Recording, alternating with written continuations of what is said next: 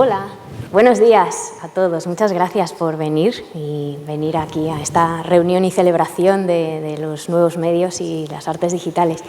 Bueno, el premio de Alicia en la madriguera, o sea, es un concepto, el concepto de la madriguera, del rabbit hole, que me apasiona. Es un concepto con el que hemos trabajado como punto de partida siempre en nuestros proyectos. Entonces, quiero que hoy nos acompañéis down the rabbit hole y os vamos a contar un poco sobre nosotros y sobre todo sobre nuestro último proyecto y sobre los procesos de creación asociados a este último y normalmente a los proyectos que desarrollamos. Como ya ha dicho Fernando, somos Rodrigo y Belén y somos los fundadores de Stroke 114, que es una compañía de artes escénicas experienciales donde lo que buscamos es hibridar, encontrar nuevos lenguajes, utilizamos narrativas transmedia, teatro inmersivo, buscamos siempre ver cómo podemos convertir al espectador tradicional en protagonista de una experiencia, ¿no?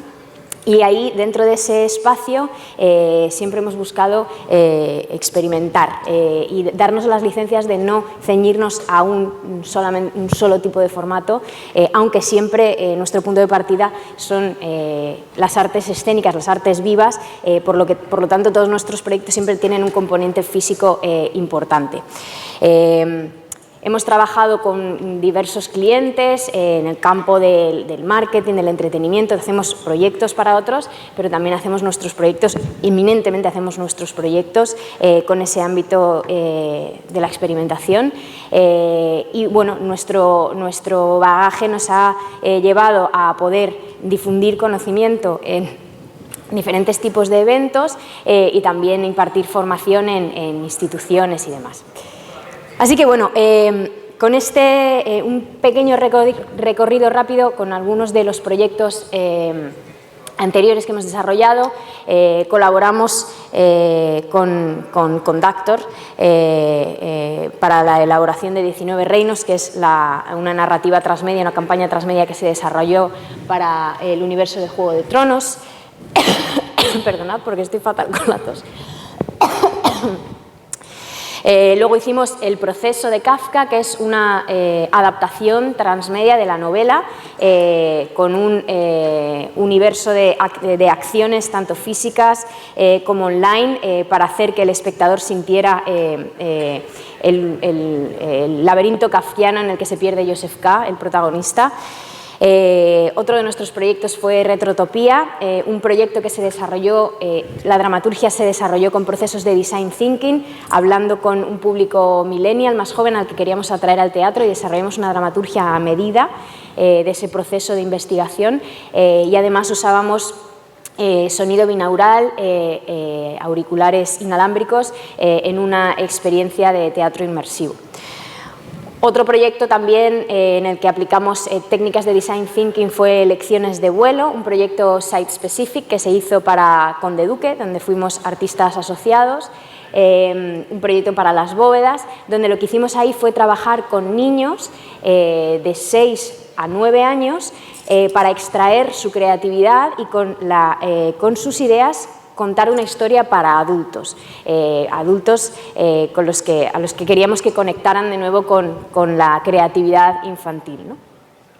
Postpanopticon fue una dramaturgia transmedia en pandemia que se hizo para el Festival de Otoño en Madrid, donde un grupo reducido de espectadores, 30 espectadores, se sumergió con nosotros durante 9 días en una narrativa digital usando WhatsApp, redes sociales, webs falsas, llamadas de teléfono y demás, ¿no? Creando una comunidad sumergida en un concepto inspirado en el filósofo coreano Byung-Chul Han, que nos influye bastante en los últimos proyectos y cobró forma de esa forma, ¿no? Y finalmente The Black Stage, que es el proyecto del que vamos a hablar hoy y en el que voy a profundizar un poco más. En The Black Stage lo que quisimos es, como os he dicho antes, es que queremos llevar al espectador a convertirse en protagonista, a ser un agente activo, a sentir que la experiencia pasa por su cuerpo, por su mente, por sus emociones de una manera directa, ¿no? Y así, intentando evolucionar esa idea de hacer del espectador el protagonista, llegamos al concepto de unirnos y acercarnos al mundo del videojuego, con la idea de que tu próximo videojuego no solo vas a jugarlo, sino que vas a vivirlo, ¿no?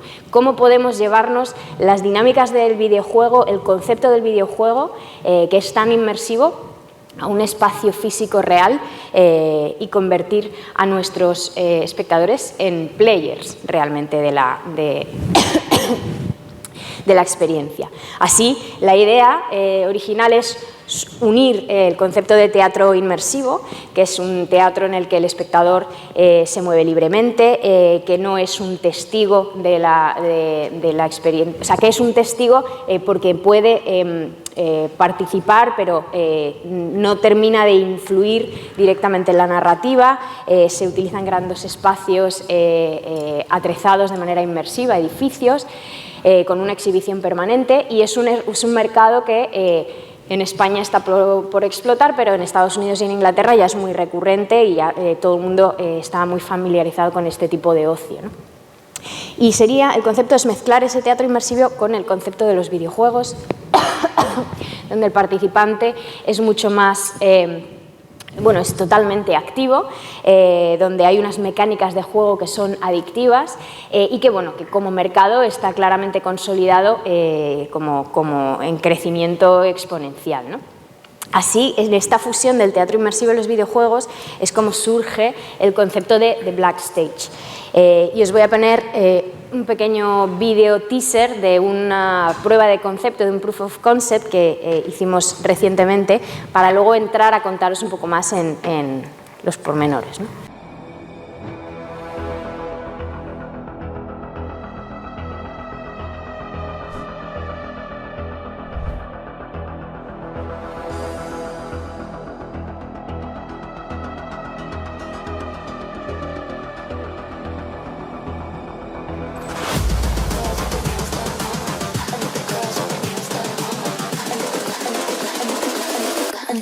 With their nails done.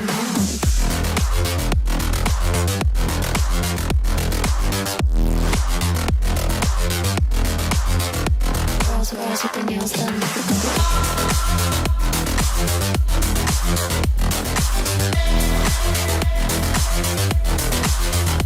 Girls with their nails done.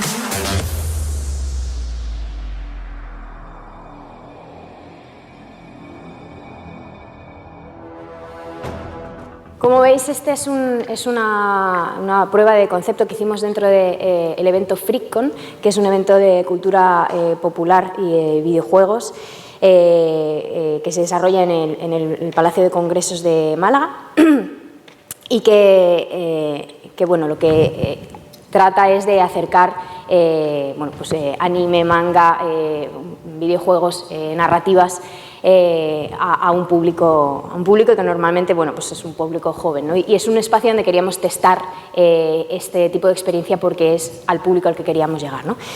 El concepto de Black Stage se estructura y se basa y se fundamenta en 4 pilares fundamentales, que son espacios reales, físicos, explorables, sensorizados y reactivos al espectador, donde se interactúa con actores reales y con una capa de realidad aumentada. Si os fijáis, está ese concepto del espacio físico explorable, eso viene del teatro inmersivo, un espacio en el que el espectador puede investigar, abrir cajones, encontrar puertas, ir haciendo, es como un mundo abierto en el concepto del videojuego, pero aplicado al espacio físico, un espacio diseñado para que el espectador se pierda en él.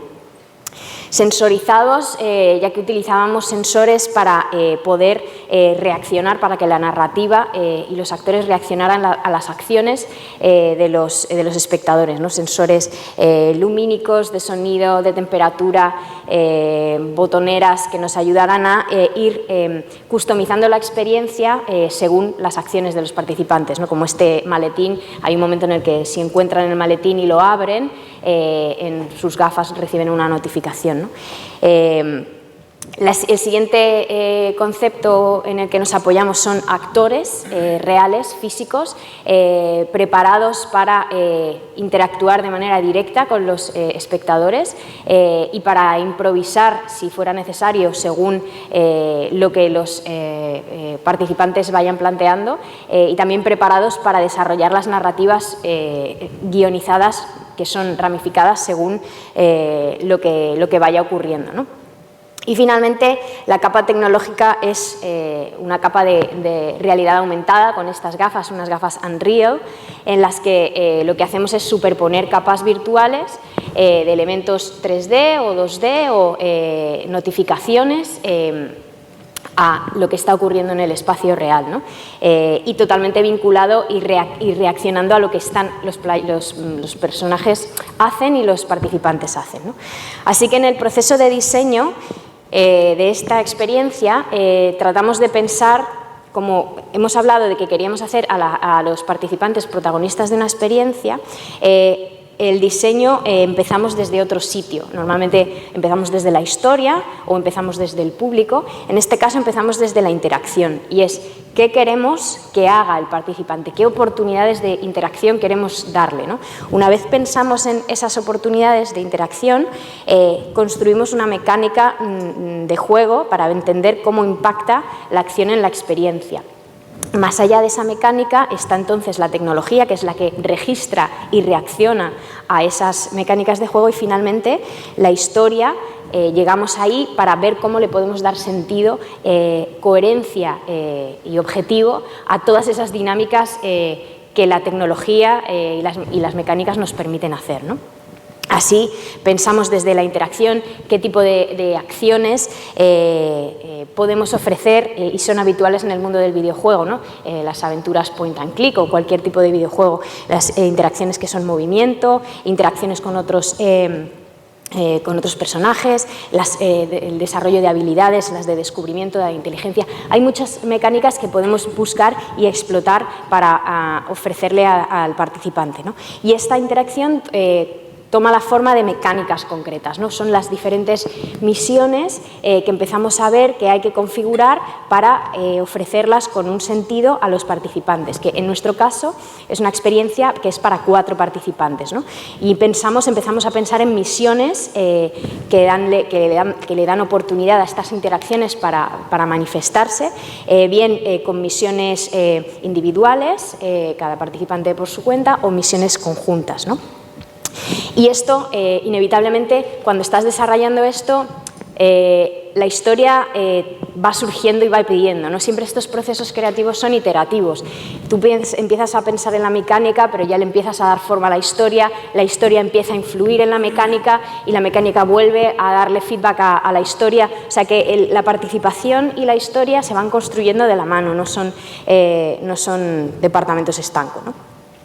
Una vez establecemos las mecánicas, se decide qué tecnología va a registrar esas mecánicas, ¿no? A cada participante le damos un elemento tecnológico diferente. Más allá de las gafas de realidad aumentada, que todos la llevan, a cada uno le damos un elemento un sensor que les va a ayudar a completar esas misiones. A uno les damos un HackerPad, que es una tablet con un sensor NFC que les ayuda a desbloquear información en puntos físicos concretos del espacio que se revela en esa tablet.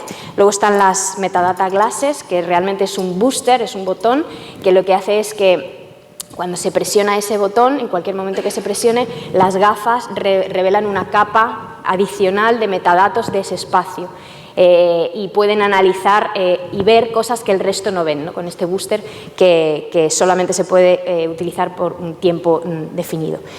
Luego está el DNA Seeker, que es un beacon de Bluetooth que lo que hace es detectar proximidad, que la historia es un detector de proximidad, pero la capa de historia que le ponemos es que es un detector de ADN. Y entonces estamos buscando rastros de ADN en espacios concretos y eso nos desbloquea piezas de contenido y misiones, ¿no? Y finalmente una Master Keycard, que es una llave maestra, que es una llave NFC, que funciona en espacios específicos de manera diferente y desbloquea y hace progresar la historia. Toda esta tecnología está controlada a través de un backend que se desarrolló en Unity. Nuestros compañeros de Kaiju, nuestros socios de desarrollo de videojuegos, han desarrollado toda la tecnología, estos paneles de nodos que nos permiten ir cambiando y adaptando según la historia. Analizando qué pasa en los sensores, analizando si esto, lo que esté ocurriendo en tiempo real y reaccionando gracias a eso, ¿no? De manera flexible, que podemos ir cambiando según la historia que vayamos a desarrollar.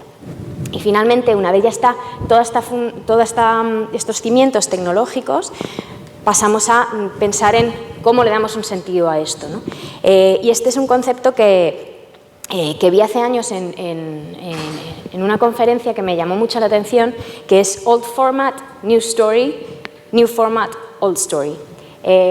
Y es un concepto narrativo que dice, bueno, si vas a usar un formato tradicional, vas a escribir un libro, vas a hacer un guión de una película, cuenta una historia nueva, ¿no? Porque hay muchas historias, sé creativo en ese campo, ¿no?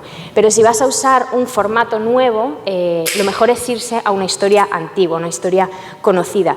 Estamos jugando con la participación, estamos jugando con nuevos formatos, con un público que nunca ha experimentado nada de este estilo, y es habitual que se pierdan en el propio lenguaje, ¿no? Con lo cual es muy valioso darles un hilo narrativo conocido, familiar, al que se puedan agarrar para que si se pierden algo puedan progresar dentro de la historia, ¿no? Así decidimos para esta prueba de concepto irnos a la perversión de un mito, ¿no? Y es que íbamos a utilizar el Mago de Oz, el concepto y la historia tradicional del Mago de Oz que todos conocemos, con sus símbolos y sus personajes, pero dándole un giro cyberpunk, que es lo que nos pedía un poco la propia tecnología que íbamos a utilizar, ¿no? Así intentamos fusionar los dos mundos para generar un estilo, pero para generar esa familiaridad.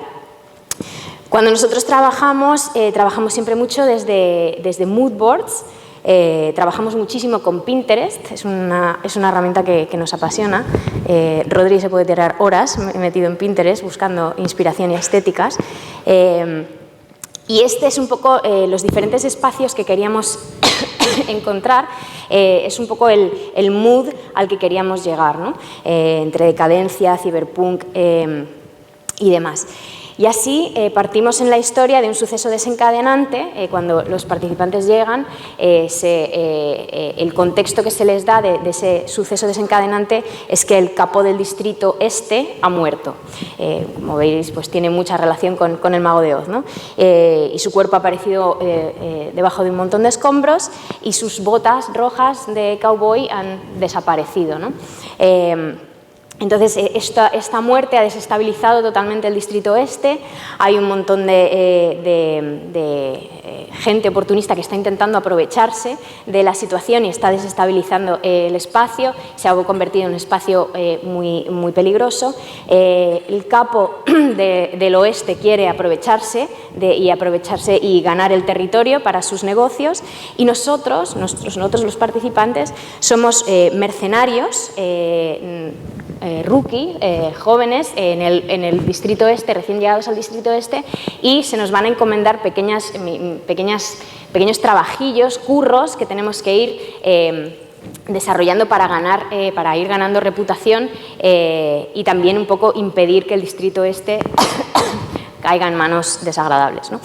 Así inspiramos todos los personajes, nuestros actores reales. Trabajamos con 5 actores reales que están cada uno con un personaje definido: el dealer, la prostituta, la hacker, la medium y el capo, ¿no? Como veis, fusionando el concepto típico del género, del cyberpunk, pero vinculándolo a los personajes concretos, ¿no? Tenemos al dealer, que representa al personaje del león. ¿Qué busca el león? Busca el coraje, ¿no? Pues él lo que necesita es una pistola para poder defenderse y demás. Tenemos a la prostituta, que representa al espantapájaros, que todo el mundo se ríe de ella porque dice que no tiene nada en la cabeza. Lo que busca es un cerebro, lo que busca realmente es una titulación que le permita salir del distrito y llevar otra vida. Tenemos a la hacker, que representa al hombre de hojalata, que la que no tiene es corazón, y es una persona tan preparada que lo que busca es el reconocimiento o algo que genere un reto o un desafío para ella, ¿no? Ha dejado de tener interés en la vida porque todo le resulta demasiado fácil, ¿no? Luego tenemos al mago, el mago de Oz, que es nuestra medium, que lo que busca es no ser descubierto, que no se descubra que está tras la cortina. Y luego está el capo del oeste, que representa a nuestra bruja del oeste, ¿no? Ese villano finalmente que tenemos al que enfrentarnos. Así que, como veis, este proceso iterativo va pasando desde esa interacción, mecánica de juego, tecnología, historia, todo de la mano, se va fusionando para ir generando una experiencia que tenga sentido, ¿no? Así la experiencia en estructura para los participantes linealmente, cómo progresan en la experiencia, tiene varias fases. La trama principal les hace llegar al espacio, llegan al callejón y allí se les presenta, el dealer les presenta de manera intranarrativa cuál es su rol y qué es lo que tienen que hacer. Ahí están los 4. Luego hay una misión conjunta, se les divide en parejas, 2 y 2, se van a diferentes espacios y luego, tras progresar en esa misión conjunta, se les separa totalmente y cada participante está solo y tiene una misión individual que al final lo que hace es que al finalizarla o no, nos vuelve a unir a todos y nos hace llegar al final de la historia. Esta es una experiencia que está pensada para grupos de 4 participantes, pero para ir entrando de manera por turnos, ¿no? Digamos que pueden entrar 4 y cuando 4 están metidos en el espacio podrían entrar los siguientes 4, porque está todo como muy guionizado para que haya actores disponibles para cada espacio, ¿no? Y así nosotros desarrollamos estos diferentes espacios, el espacio del callejón donde están todos, luego está el espacio de la tienda, del despacho, que ahora os voy a ir mostrando. Este es el espacio del callejón, donde está el dealer, donde es esa introducción al mundo. Este es el espacio de la izakaya, un restaurante arrasado, donde realmente tienen que encontrar el maletín y descubrir pruebas de que alguien mató al capo del este. Esta es la tienda, donde tienen que encontrar las botas rojas que están en una caja fuerte, una tienda de empeños. Aquí tenemos a la hacker, con la que vamos a tener que hackear unos servidores. Esta es una misión individual. Aquí tenemos al capo, al que tenemos que convencer de que nos dé un arma. Esta es una misión que es bastante interactiva en el sentido más analógico, ya que tienen que convencerle físicamente, usando argumentos que les damos en las gafas o con pistas, de qué herramientas, qué pistas pueden utilizar para convencer al capo, ¿no? Es un ejercicio de improvisación no solamente para el actor, sino para los participantes también. Aquí tenemos a la prostituta, que nos va a ayudar a buscar pruebas en el propio motel para sobornar al gobernador. Y una medium, que es la que nos hace una lectura de las cartas, que según las cartas del tarot que nos vaya echando en las gafas, se nos van apareciendo diferentes futuros o designios, ¿no?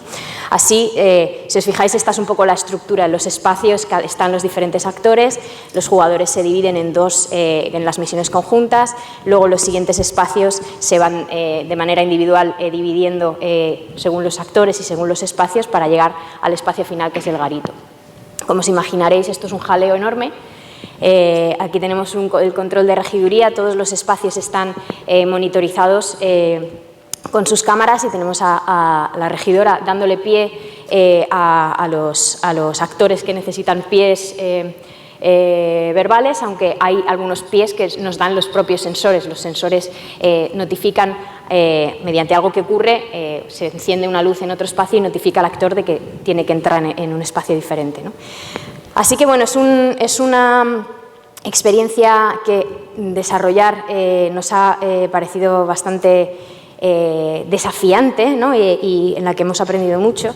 Yo soy un poco friki de la documentación y de cómo se organiza y lo que es el project management en sí mismo. Y esto que vais a ver, si lo consigo enseñar bien, sí, a ver, ¿qué tengo que hacer? Esto sí. Esto que veis es sin más, esto es un Excel. Pero esto es un Excel que es el cerebro del proyecto, ¿no? Es un Excel donde todos los miembros del equipo tienen la información que necesitan tener, porque como veis es un proyecto muy complejo, para poder desarrollarlo, ¿no? Tenemos el plano general donde se ve los espacios, las cotas, las distancias. Tenemos una pestaña que es los dispositivos. ¿Cómo le comunicamos a los programadores qué tienen que hacer los dispositivos en cada espacio? ¿A qué tienen que reaccionar los sensores para construirlos, ¿no? Luego tenemos los contenidos. ¿Cuántos contenidos tenemos que generar? ¿Cuántos vídeos? ¿Cuántos audios? Locuciones, voz en off, diseño gráfico, para que todo ese mundo tenga sentido no solamente en lo que se ve en las gafas, sino en el desarrollo del espacio, en lo físico y lo analógico. La escenografía, teníamos que entender qué escenografía se iba a usar, porque las gafas de realidad aumentada, si van a crear un objeto 3D y lo van a colocar encima de una mesa, necesito saber cuánto mide esa mesa, dónde va a estar esa mesa en el espacio físico al que vayamos para colocarlo en el sitio concreto. La utilería, los sensores, una vez los sensores están hechos hay que atrezarlos, tienen que tener sentido coherente, narrativo y estético dentro de lo que vamos a hacer, ¿no? Y luego están las escenas, la guionización de las escenas, que es una guionización no tradicional, porque tenemos los triggers, tenemos los pies, que pueden ser pies que da un sensor, pueden ser una pie que es una entrada de público, puede ser un pie porque el actor hace algo o les da una decisión a los participantes, y entonces los actores tienen que aprenderse un texto, pero los programadores tienen que entender qué tiene que hacer el sensor, el que desarrolla los contenidos tiene que entender cómo es ese contenido, a qué esté reaccionando, o sea que es un universo en el que hay que meterse para entender y que todo tenga coherencia, ¿no? Y así, bueno, pues hay todo un proceso previo de trabajo de desarrollo de contenidos, un equipo enorme, aquí eso os muestro un poco de el core de los que estábamos directamente involucrados, desde escenografía, dirección, iluminación, actores, regiduría, desarrollo tecnológico, producción, imprescindible, ¿no? Un equipo sin el que pues no podríamos haber desarrollado algo tan complejo, ¿no? Y de lo que estamos muy orgullosos, este proyecto ha estado financiado por la Junta de Andalucía y por el Ministerio de Cultura, y ha sido uno de los mejores proyectos de industrias culturales y creativas del año pasado, ¿no? de todos los proyectos seleccionados. Así que bueno, voy a contaros un poco los aprendizajes, y esto yo creo que me voy a sumar ya aquí a Rodri para que podamos hablar de lo que hemos aprendido en este proyecto, porque creo que hay muchas cosas que inevitablemente para las que no estábamos preparados y que han sido interesantes de afrontar. En primer lugar, los diferentes idiomas que habla la gente del teatro y la gente de los videojuegos. Creo que ahí ha sido uno de los mayores retos, es hacer que estos dos mundos hablen el mismo lenguaje, ¿no? que se comprendan, que trabajen juntos, ya no solamente por los conocimientos que tienen, sino por los caracteres tan diferentes, ¿no? Y fue muy bonito ver cómo al finalizar la experiencia se llevaban bien y se hablaban bien, y dentro de las rarezas tan extremas de cada uno de los mundos había surgido como una dinámica de trabajo interesante. ¿Quieres decir algo sobre esto? No. Bueno, los actores, ahí sí te voy a dejar que hables un poco de tu criterio a la hora de escoger los actores, cómo trabajaste un poco con un casting súper definido y las capacidades que estábamos buscando. Te voy a dejar la palabra. Hola, ¿qué tal? ¿Cómo estáis? Bueno, esto no tiene mucho secreto, también por el tiempo, sobre todo por la complejidad que tiene, que como habréis podido ver, tiene el proyecto, pues lógicamente requería de unos actores, buenos actores y con altas capacidades también como para entender todo el universo al que se tenían que enfrentar, ¿no? Bueno, el trabajo parte desde el casting, desde donde efectivamente buscamos perfiles que ya se asemejen o nos den desde la estética primero y desde su trabajo después. Y luego pues nada, pues mucho trabajo, muchas ganas y mucha, que diría, como mucha alma, ¿no? Que pone todo el mundo, porque si no esto es imposible de sacar, como veréis, era una complejidad enorme. Entonces esta gente se tiene que enfrentar a toda esta parte técnica, a estar escuchando cómo tienen que escuchar por el intercom las directrices de la regidora y luego a estar trabajando bueno, con lo que hemos ensayado, con sus textos, con que la historia le llegue al participante con claridad. Y luego, lógicamente, en este tipo de experiencias pues se le pide a la gente, como son inmersivas y tal, pues que sea libre. Pero bueno, eso tiene una parte que es súper bonita, pero tiene otra que es muy complicada, que a veces cuando tú le dices a alguien que sea libre, pues va y lo es, ¿no? Te descuadra todo lo que tienes, ¿no? Entonces puedes imaginar el trabajo de los actores cuando alguien de repente se salta o lo que tú esperas que tiene que hacer o dejar de hacer. Y entonces, pues, bueno, fue un trabajo muy, muy bonito y bueno, esta fue la experiencia, ¿no? Y terminaron, la verdad que terminaron muy contentos, pero exhaustos. Sí. Intelectualmente, sobre todo. Muy, muy difícil de gestionar. De hecho, mucho de lo que desarrollamos luego vino mucho de prototipos. Se ha hablado mucho de prototipos, de la importancia de prototipar. Para nosotros ya es casi, forma parte fundamental de nuestros procesos, sobre todo cuando estamos probando mecánicas de juego, ¿no? Se hizo un prototipo previo de muy baja resolución con un actor con sensores muy poco desarrollados, a donde invitamos a un grupo beta a probar las mecánicas para entender cómo había que explicar las mecánicas, cuánto había que explicar las mecánicas, si era interesante explicarlas, cómo no, y sobre todo porque tú piensas, bueno, cuando yo le dé esta instrucción, esta persona va a hacer esto, y luego te das cuenta de que no hace eso. Recuerdo que teníamos un sensor, queríamos testar, ¿cómo era? Lo de el fuego, ¿te acuerdas? Que estábamos testando un sensor de temperatura, y lo que tenían que hacer, habíamos imaginado una sala donde tenían que hacer saltar la alarma de incendios, ¿no? Y entonces había un mechero y lo que tenían que hacer era acercar el mechero al sensor de temperatura que ponía que era como el detector de incendios. Y claro, pensábamos que era obvio, ¿no? Que eso iba a ocurrir así. Y bueno, uno de los participantes se le ocurrió literalmente prender fuego a papel en el espacio en el que estábamos, ¿no? Claro, te tienes que preparar para estas locuras, ¿no? Que no puedes ni anticipar, ¿no? Entonces, el prototipado ya nos indicó que el sensor de temperatura no era buena idea.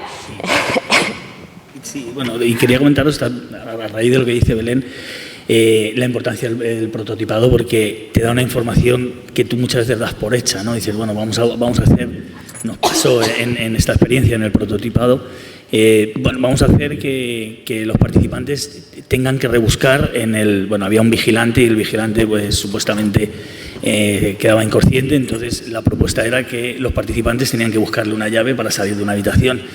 Y claro, testándolo nos dimos cuenta que hay mucha gente que no le gusta nada tocar a otras personas. Cuando nosotros damos por hecho que eso es muy molón, ¿no?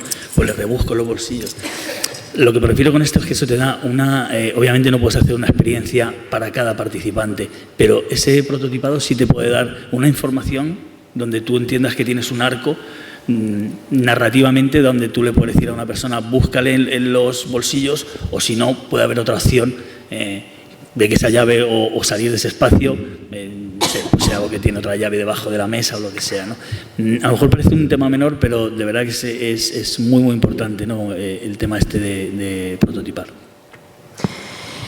Otro de nuestros aprendizajes es que habéis hablado mucho estos días de que lo importante son las historias, que la tecnología está ahí para ayudar a la experiencia, pero que la experiencia no es la tecnología, la experiencia es la historia, ¿no?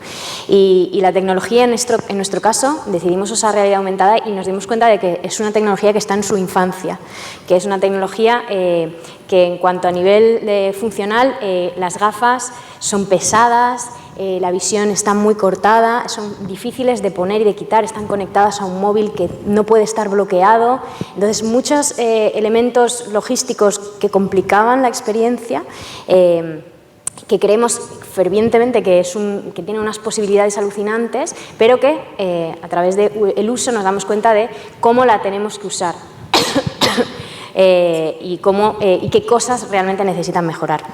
Una de las cosas que nos ocurrió es que nosotros siempre trabajamos con espacios, para que sean inmersivos, son espacios con una iluminación normalmente en clave bastante baja, para jugar con la curiosidad, con el interés, con la inquietud, ¿no? Y no pudimos trabajar con esa iluminación que es un poco característica de lo que hacemos, porque las gafas requerían una iluminación específica. Las gafas necesitan primero saber dónde estás, dónde están para colocar los objetos y luego necesitan una iluminación para saber dónde están. Y esta iluminación, bueno, el suelo que teníamos era reflectante, 1000 problemas que influyen, la tecnología influye en la escenografía, en la experiencia, y todo pues va configurando un asunto. Bueno, una cosa que no os he contado es que todo ese jaleo que habéis visto lo montamos en 24 horas. Porque el espacio físico eran unas salas de convenciones en un palacio de ferias y congresos, y solo disponíamos de 24 horas para montar todo el universo. Totalmente no recomendable. Si vais a hacer algo parecido, por favor, evitadlo, porque es una locura intentar trabajar con espacios tan inmersivos con tan poco tiempo, y luego intentar ensamblar unas gafas que reaccionan a un espacio en el que no has estado tanto, ¿no? Mortal. Por eso buscamos... Ya me voy a callar ya. Buscamos unos espacios... de hecho, ese es un poco el último punto, que me voy a saltar, que es el modelo de negocio para esto es que tengamos un espacio de exhibición permanente. Necesitamos un espacio físico en el que no es un espacio de representación que las cosas se quitan y se ponen, no. Necesitamos un espacio permanente donde la escenografía pueda alcanzar un nivel de inmersión y de detalle y de profundidad que nos permita trabajar en ella mucho tiempo, y también por las gafas, por la tecnología, por refinar el funcionamiento de la tecnología necesitamos un espacio de exhibición permanente, y desde ahí construir un modelo de negocio de ticketing, vendiendo entradas como un espacio de ocio al que acudes con un catálogo de historias que vaya cambiando con el tiempo, ¿no? Finalmente, el último aprendizaje de Black Stage es que el feedback que nos daba la gente es que las cosas de todo lo que habíamos montado, de lo que más le llamaba la atención era el contacto humano, es el contacto con los actores, lo que más les inquietaba, ese factor de sorpresa, de la incertidumbre, de no saber qué va a pasar, es cuando tenían que hablar con los actores, cuando tenían que interactuar con ellos, y nos recuerda que lo humano, lo físico, al final es lo más poderoso, ¿no?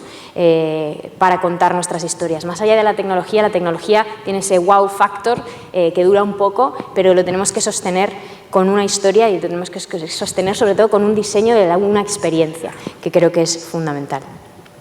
Así que termino con unas reflexiones. Llevamos 10 años en esta locura, sí, 10 años ya. Y bueno, por si queréis seguirnos, saber un poco más,